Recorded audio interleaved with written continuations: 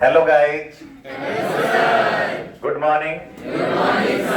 चलिए बेटा, सेक्शन 129 बहुत बड़ा सेक्शन है हमारा, तो उसको हमने पूरा देखना है कि सेक्शन 129 कैसे वर्क करता है और इसके रेलिवेंट प्रोविजंस क्या है। डन है बेटा।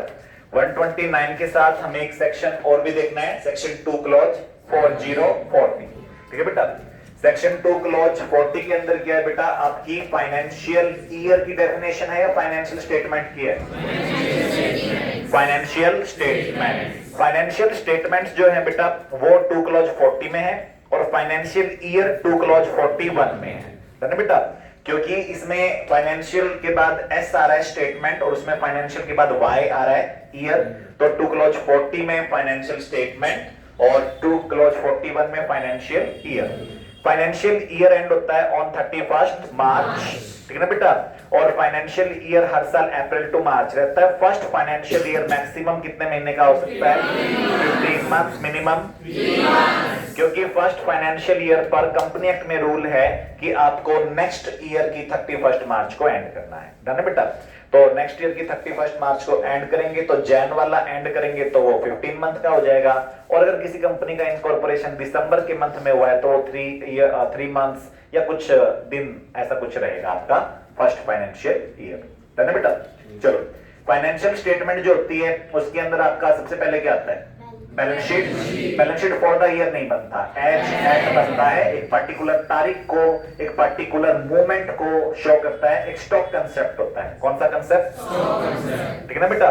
और वो एक फ्लो कंसेप्ट नहीं होता। डन है बेटा। स्टैटिक कंसेप्ट होने की वजह से बैलेंस शीट एक पर्टिकुलर डेट को शो की जाती है। कभी भी ये नहीं लिखा जाता फॉर द ईयर एंडेड 31 मार्च। क्या लिखा जाता है? एज एट 31 मार्च। ठीक है ना बेटा। चलो, प्रॉफिट एंड लॉस अकाउंट उनको बनाना है जो प्रॉफिट मेकिंग ऑर्गेनाइजेशन है, और नॉन प्रॉफिट ऑर्गेनाइजेशन को income and expenditure account. Okay, चलिए, cash flow statement company act 13 से मैंडेटरी हुआ। कंपनी एक्ट 13 से पहले कैश फ्लो स्टेटमेंट मैंडेटरी नहीं हुआ करता था, तो इसलिए अभी हमने यहाँ पे कुछ एग्जम्पशंस दे रखी है। पहले ये 3 स्टार थे, अब ये 4 स्टार हो गए, यानी कि पहले 3 कैटेगरीज को एग्जम्पशन थी, अब 4 कैटेगरी को है। पहली कैटेगरी है 1 person company. 1 person company exempt है और इनको कैश फ्लो स्टेटमेंट बनाने की नीड नहीं है। ऑल्दो वो एक कंपनी है तो भी उसे कैश फ्लो स्टेटमेंट की जरूरत नहीं है। फाउंडेशन से आप इस चीज पे जोर देते हैं कि ओपीसी को कंप्लायंस में बहुत सारे प्रिविलेज मिल जाते हैं, बहुत सारे एग्जम्पशन मिल जाते हैं। उसके बाद ओपीसी के बाद दूसरी एंटिटी होती है small company. OPC defined under section 2 clause 62, small company 2 clause 85, dormant 455। और स्टार्टअप प्राइवेट कंपनी को भी इन्होंने एग्जम्प्ट किया है।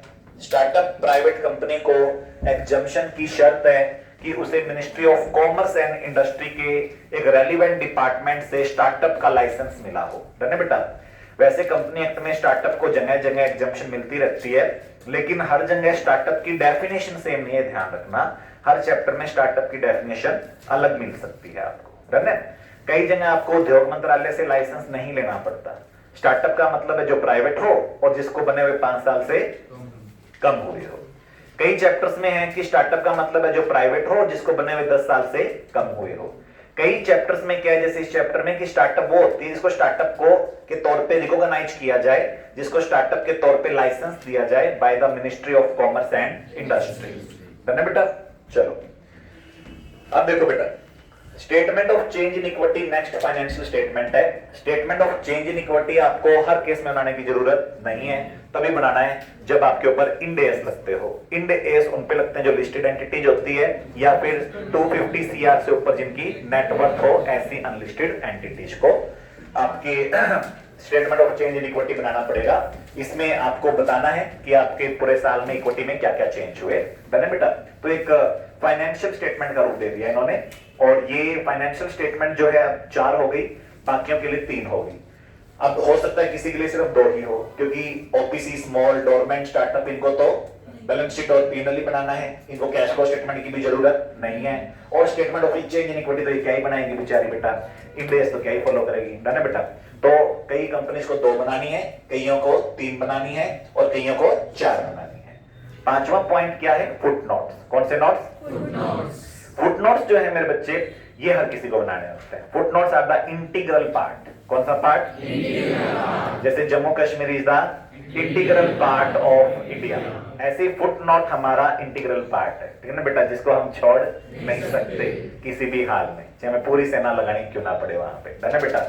तो ऐसे आपको ध्यान रखना है बेटा कि फुट नोट्स जो होते हैं वो हमारा बिल्कुल इंटीग्रल पार्ट है, बिल्कुल इंटीग्रल पार्ट है, ठीक है ना बेटा। उसके बिना आप जीवित नहीं रह सकते, है ना बेटा। तो अपनी फाइनेंशियल स्टेटमेंट की कोई वैल्यू नहीं है जब तक उसमें क्या ना हो? फुट नोट्स ना हो, है ना बेटा। अब देखो बेटा, फुट नोट्स जो है उसकी इंपॉर्टेंस बिल्कुल मैंने रिलेट किया जम्मू एंड कश्मीर से, क्योंकि वहीं से अपना सारा बेटा वेदर सिस्टम ऑपरेट होता है इंडिया का, है ना बेटा। तो आपको ध्यान रखना बेटा, फुट नोट्स में ज्यादा डिटेल होती है। किसमें ज्यादा डिटेल होती है? फुट नोट्स में ज्यादा डिटेल होती है बेटा। वो स्ट्रेटेजिक इंपॉर्टेंस का है। जैसे जम्मू कश्मीर एक नॉर्मल राज्य है, स्ट्रेटेजिकली इंपॉर्टेंट है, वेरी वेरी इंपॉर्टेंट स्टेट है बेटा, जिसके लिए हर देश खून का प्यासा है ना बेटा। तो एक नॉर्मल इलाका नहीं है, ठीक है ना बेटा। ऐसे ही आपको ध्यान रखना है बेटा, फुट नोट सबसे इंपॉर्टेंट होते हैं। क्या इंपॉर्टेंट होते हैं? आज तक बच्चे जैसा दिमाग रहा है तुम्हारा, तो तुमने किसको इंपॉर्टेंट माना है? बैलेंस शीट को और P&L को। तुम्हें नहीं पता कि foot note is the main financial statement, जिसमें सारी डिटेल्स होती है ना बेटा। और कोई भी बड़ा इन्वेस्टर है ना, like bank, insurance company, mutual funds, जो भी एनालिसिस करते हैं अच्छी वाली, पोर्टफोलियो मैनेजर्स, ठीक है ना बेटा, वो सारे क्या पढ़ते हैं? Foot notes. सारी डिटेल कहां होती है? फुट नोट्स के अंदर होती है ना बेटा। जैसे आप फाउंडेशन में आए तो अपने को लॉ की इंपॉर्टेंस पता चली, इंटर में आएंगे लॉ की इंपॉर्टेंस और ज्यादा पता चलेगी, फाइनल में जाएंगे लॉ की इंपॉर्टेंस, और जैसे आप सीए बन जाएंगे पता चलेगा डिग्री लॉ की थी, अकाउंट्स की तो नाम था चार्टर्ड अकाउंटेंट, ठीक है ना बेटा। डन का मतलब क्या होता है? ऑडिटर। चार्टर्ड अकाउंटेंट का मतलब क्या होता है? या अकाउंटेंट। चलो बेटा जी, तो डिग्री लॉ की है सारी की सारी, बिजनेस लॉज। कौन से लॉज की? बिजनेस लॉज की डिग्री है। चलो बेटा जी, अब देखो आपको फाइनेंशियल स्टेटमेंट बना के रखना है, कहां रखना है? ले बिफोर या lay in AGM, before your shareholders, ठीक है ना बेटा। तो शेयर होल्डर्स जो है बेटा वो जनरल मीटिंग में आते हैं, और जिस जनरल मीटिंग में सारे शेयर होल्डर अक्सर आते हैं, जो साल की सबसे बड़ी इवेंट होती है हर कंपनी में, वो क्या होती है? Annual general meeting. तो वहां पे आपको अपने फाइनल अकाउंट्स को पेश करना है। हर कंपनी पेश करेगी, यस, इसमें किसी को कोई एग्जम्पशन नहीं है। हर कंपनी में एजीएम होनी होती है अंडर सेक्शन 96, और हर कंपनी को एजीएम में फाइनेंशियल स्टेटमेंट लेट बिफोर करना है your share holders, your investors, ठीक है ना बेटा, अंडर सेक्शन 129। तो कुल मिला के बुक्स ऑफ अकाउंट तो हमारा पब्लिक डॉक्यूमेंट नहीं था, बट ये है हमारी पब्लिक डॉक्यूमेंट की कैटेगरी में सबसे बड़ी कैटेगरी, यानी कि financial statement, along with audit report and board report, along with audit report and board report। चलो उसके बाद CFS का कंसेप्ट आता है। CFS का मतलब है कंसोलिडेटेड फाइनेंशियल स्टेटमेंट। क्या है? कंसोलिडेटेड फाइनेंशियल स्टेटमेंट हर कंपनी को बनानी है ऐसा कुछ नहीं है, लेकिन उसको जरूर बनानी है जिसके पास वन और मोर सब्सिडरी या एसोसिएट या जॉइंट वेंचर है। तो एवरी कंपनी हैविंग वन और मोर सब्सिडरी, एसोसिएट या joint venture is compulsorily required to prepare the consolidated financial statement, and आपको उसको फाइल करना है एक सेपरेट फॉर्म में, AOC फॉर्म में नहीं, सेपरेट फॉर्म में, AOC फॉर CFS, ठीक है ना बेटा, AOC फॉर CFS, है ना बेटा। चलो आपको सेक्शन 137 में एनुअल फाइलिंग करनी होती है। सेक्शन 137 की हेडिंग होती है annual filing of audited financial statement and the relevant document, जिसमें ऑडिट रिपोर्ट, बोर्ड रिपोर्ट आती है ना बेटा। तो आपको ध्यान रखना है कि जब आप 137 की फाइलिंग करेंगे तो उसमें कंसोलिडेटेड फाइनेंशियल स्टेटमेंट भी जाएगी, नहीं जाएगी? और AOC फॉर CFS के थ्रू जाएगी, है ना बेटा। चलो एक XBRL होता है, एक PDF होता है। XBRL और PDF में से ज्यादा सेफ क्या है? XBRL में BRL की फुल फॉर्म क्या है? Business reporting language. रिपीट करें, business reporting language, extensible business reporting language. तो ये XBRL फॉर्म में जाएगा या PDF में जाएगा, बट जाएगा AOC फॉर CFS में। Okay done. Depending upon company बड़ी है तो XBRL फॉर्म में जाएगा, छोटी है तो PDF फॉर्म में जाएगा। डन है। लिस्टेड है तो कौन से फॉर्म में जाएगा? XBRL में। या फिर आपकी PSC कितने करोड़ है? 5 CR, या टर्नओवर कितना है? 100 CR, तो आपका XBRL फॉर्म में जाएगा। डन है। या लिस्टेड की सब्सिडरी हो तो। चलो अब आपको कंसोलिडेटेड फाइनेंशियल स्टेटमेंट बनाना है, मतलब काम बढ़ गया। एक तो आपको खुद के अकाउंट्स बनाने थे स्टैंड अलोन, साथ में सब्सिडरीज की स्टैंड अलोन बनते ही बनते हैं, और अब उसके साथ आपको क्या बनाना है, कंसोलिडेटेड।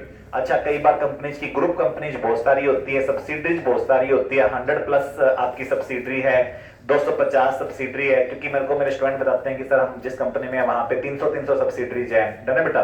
तो इतनी ज्यादा सब्सिडरीज के अंदर कंसोलिडेशन तो बहुत। फिर किसी ने कहा कोई ना सॉफ्टवेयर है, सॉफ्टवेयर भी बेटा सारे काम नहीं कर सकता, लॉ बीच में आ जाता है, ठीक है ना बेटा। और लॉ के बीच में आने की वजह से दिक्कत क्या खड़ी होती है कि सब्जेक्टिविटी आती है, सब्जेक्टिविटी से सॉफ्टवेयर फेल हो जाता है और सॉफ्टवेयर गलती कर देता है, जो कंपनी पे कई करोड़ के जुर्माने के साथ आएगी बेटा, डन है। और वो जुर्माना 10 करोड़ 100 करोड़ कुछ भी हो सकता है, समझ गए। तो आपको इस चीज का ध्यान देना है बेटा कि ये कंसोलिडेटेड फाइनेंशियल स्टेटमेंट एक बहुत ही बड़ा एरिया है चार्टर्ड अकाउंटेंट के लिए, जहां पे आप एक्सपर्टीज हासिल कर सकते हो। जैसे आप डॉक्टर देखते हैं ना, ये इसका डॉक्टर उसका डॉक्टर, आजकल तो नई नई डिग्रियां देखने को मिल रही है, ठीक है ना बेटा।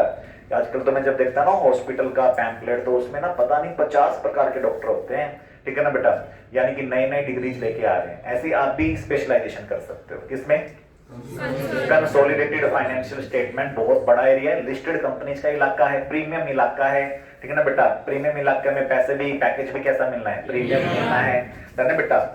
तो आपको ये बहुत अच्छा प्रोफाइल बना सकता है आपका, यानी कि अकाउंट्स के एक चैप्टर में आपने मास्टरी कर ली और आपने अरबों कमा ली, डन है बेटा, अकाउंट्स के एक चैप्टर में, डन है। उसके लिए आपको AS21, AS23 और AS27 बहुत अच्छे से आने चाहिए, डन है बेटा, और साथ में कंपनी लो, डन है। अब मैंने क्यों कहा कंपनी लो, क्योंकि देखो एएस और शेड्यूल 3 दोनों जब फॉलो होंगे तब हम कहेंगे कि आपने अकाउंट सही से बनाए। एएस भी फॉलो होना चाहिए और ओके, एएस जो है वो भी कंपनी लो का ही पार्ट है अंडर सेक्शन 133। कौन सा सेक्शन, 133। ओके, शेड्यूल 3 जो है वो कंपनी लो के 7 शेड्यूल में से एक है। कंपनी लो के अंदर 7वां शेड्यूल कोई बता सकता है किसका है, कौन सी एक्टिविटी, CSR एक्टिविटीज, बढ़िया आकाश, ठीक है ना बेटा। तो CSR एक्टिविटी के लिए शेड्यूल 7 है, वो लास्ट शेड्यूल है। ऐसे ही 7 शेड्यूल में से एक शेड्यूल क्या है, शेड्यूल 3। शेड्यूल 3 CSR एक्टिविटी का है या परफॉर्मा, परफॉर्मा और benchmark for the preparation and presentation of the financial statement. Okay, schedule 3 कहां नहीं चाहिए, बैंकिंग कंपनीज में। कहां नहीं चाहिए, because there is a special proforma and that proforma is mandatory. Okay, ऐसे इंश्योरेंस कंपनी में नहीं चाहिए, इलेक्ट्रिसिटी सप्लाई जनरेशन कंपनी में नहीं चाहिए, and any other company which is governed by special act of parliament, उसको जरूरत नहीं है। अगर उनके स्पेशल एक्ट में कोई डिफरेंट परफॉर्मा प्रिस्क्राइब्ड है तो दे विल फॉलो शेड्यूल 3 और that pro forma and it will be deemed. You have made non compliance या कंप्लायंस, धन्यवाद बेटा। चलो उसके बाद देखो बेटा, अगर आपने एज फॉलो नहीं किए तो आप अच्छे बच्चे नहीं हो, तो ऑडिटर यानी कि टीचर मारेगा आपको, ठीक है ना बेटा। कैसे मारेगा, घुमा घुमा के मारेगा बेटा, ठीक है ना। फिर वो लिखेगा ये गंदे हैं, मॉडिफाइड ऑडिट ओपिनियन, आपके शेयर का रेट गिरेगा, बैंक आपको लोन देने से मना कर देंगे। एम्प्लॉय आपकी कंपनी में ज्वाइन करता है, डरेगा यार जिस कंपनी पे रेगुलेटर कार्रवाई कर रहा है मैं इसमें ज्वाइन कैसे करूं, कल को मेरे ऊपर बात आ जाएगी, ठीक है ना बेटा। आपको टैलेंटेड स्टाफ मिलना बंद हो जाएगा, टैलेंटेड स्टाफ आपके बड़े पदों पे किसी भी हाल में नहीं आएगा, जो ऑलरेडी स्टाफ है वो दूसरी कंपनियों में स्विच मार जाएगा। तो इसलिए लोगों का कंप्लायंस करना जरूरी है। तो आप एस फॉलो करोगे ना या नहीं करोगे, नहीं फॉलो कर रहे तो फिर बता दो। तुम कह रहे हो रेलिवेंट ही नहीं है, हम पे ये एस लगता ही नहीं है, हमारे यहाँ तो इस एस की एप्लीकेबिलिटी नहीं है, तो फिर बता दो ये वाला फैक्ट कि हमने ये वाला एस फॉलो नहीं किया क्योंकि हम पे एप्लीकेबल नहीं है, डन है। और तुम पे एप्लीकेबल है और तुमने फॉलो नहीं किया तो ये बात भी बताओ, ठीक है ना बेटा। नॉन कंप्लायंस किया है तो उसको डिस्क्लोज करना जरूरी है, डन है। तुम नहीं करोगे तो ऑडिटर डिस्क्लोज करेगा, ऑडिटर करेगा तो और ज्यादा बात बढ़ेगी, डन है बेटा। समझ में आ गई बात।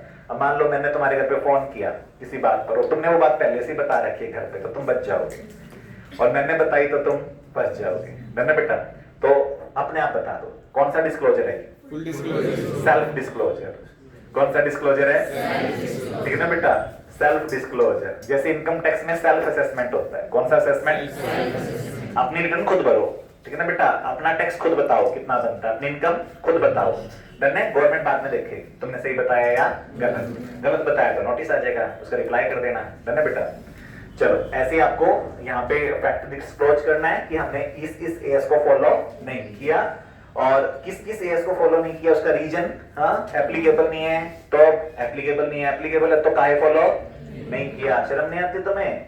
और उसका फाइनेंशियल इफेक्ट, कौन सा इफेक्ट, करंट ईयर पे भी और फ्यूचर फाइनेंशियल ईयर्स पे भी और प्रीसीडिंग्स पर भी, ठीक है ना बेटा, जो भी उसका इम्पैक्ट आएगा, डन है। इसे कंपेरेबिलिटी परेशान हो सकती है क्योंकि आप एएस फॉलो करते तो प्रॉफिट कुछ और आता, एएस फॉलो नहीं करते तो प्रॉफिट कुछ और आ सकता है, कुछ भी हो सकता है, तो वो फाइनेंशियल इफेक्ट आपको डिस्क्लोज करना है। सब्सिडरीज की कंसोलिडेशन के अलावा स्टैंड अलोन फाइनेंशियल स्टेटमेंट भी देखना चाहेंगे शेयर होल्डर।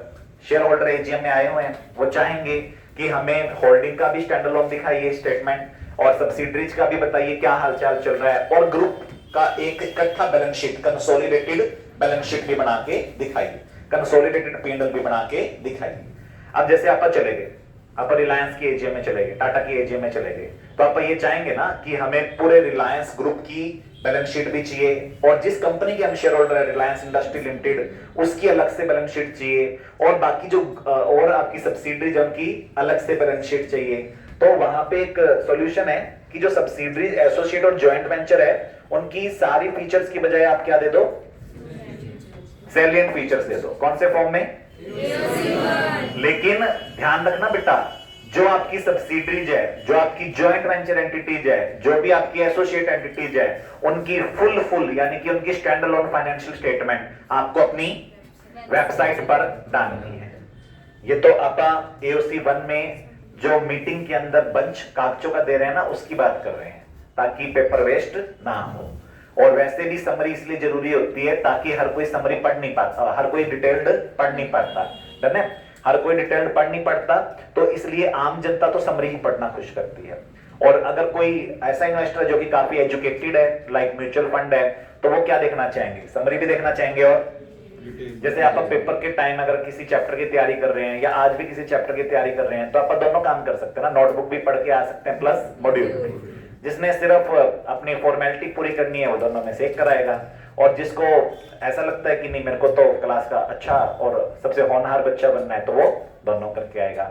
तो आपने समरी भी दे दी और फुल फाइनेंशियल स्टेटमेंट भी दे दी। समरी यहां दे दी, ठीक है ना बेटा, और आपने जितने भी शेयर होल्डर आए हुए थे सबके बेंच पे रख दी, ठीक है ना बेटा, सबके चेयर पे किक आपने एओसी 1 भेज दिया, जिसको वो पढ़ते रहेंगे मीटिंग के साथ साथ, डन है बेटा।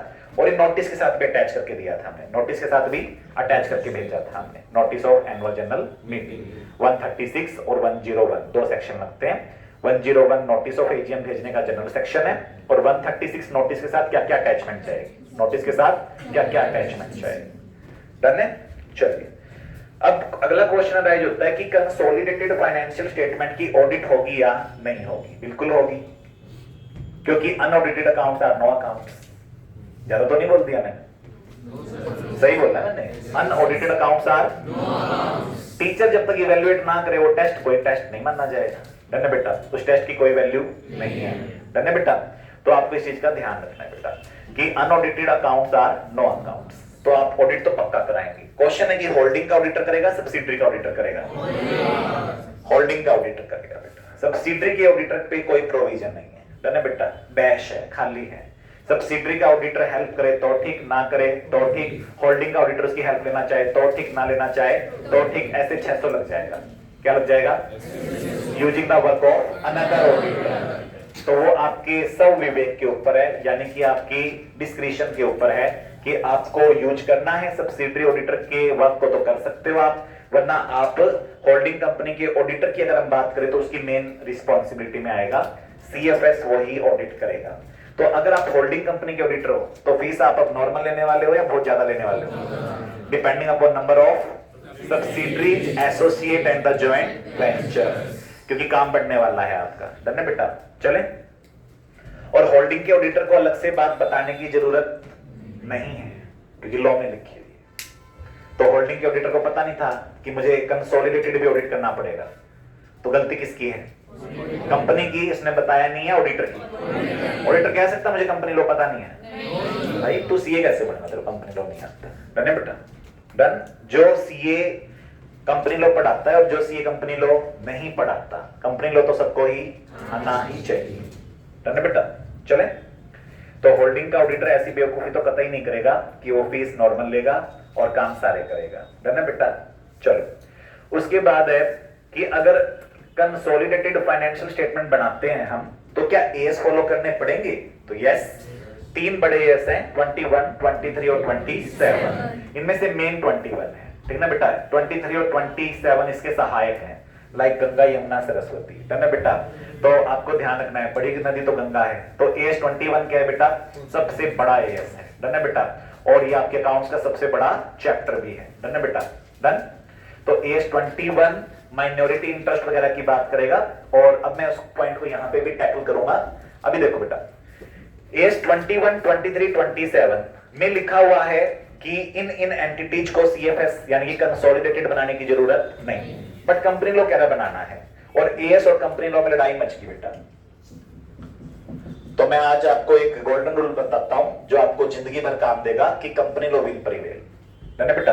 कंपनी लॉ विल प्रिवेल, ये लाइन आपकी जगह जगह आती रहेगी डिफरेंट मॉड्यूल्स में। डन है बेटा? कंपनी लॉ और अकाउंटिंग स्टैंडर्ड में अगर नॉन कंप्लायंस को लेकर या किसी भी बात को लेकर कंफ्लिक्शन अराइज हो रहा है तो कौन जीतेगा? Company law will prevail over the accounting standard. Reason उसके हजारों हो सकते हैं क्यों ऐसा होगा, बट हमें रीजन पे नहीं जाना कि कंपनी लॉ एमसी ने बनाया है और एएसआईसीआई ने बनाए हैं, उस पे नहीं जाना हमें, ठीक है ना बेटा? बस याद रखना कौन प्रिवेल करेगा? Company law. ओके, अब कंपनी लॉ में तो लिखा हुआ बनाना है, एएस कह रहे हैं कि आपको एग्जम्पशन है, तो आप कंपनी लॉ के हिसाब से बनाएंगे या छोड़ देंगे? बनाएंगे, बट फिर एएस अप्लाई करने की जरूरत नहीं है, आप सीधा शेड्यूल 3 के हिसाब से बना लीजिए। डन है बेटा? चलो, अब कई कंपनीज परेशान हो जाती है कि सब्सिडरी की सब्सिडरी की सब्सिडरी, ऐसे उनके यहाँ बहुत लंबी चेन हो सकती है, तो हम एक एग्जम्पशन देंगे जो मोस्ट इंपॉर्टेंट है from exam point of view. Exemption from preparing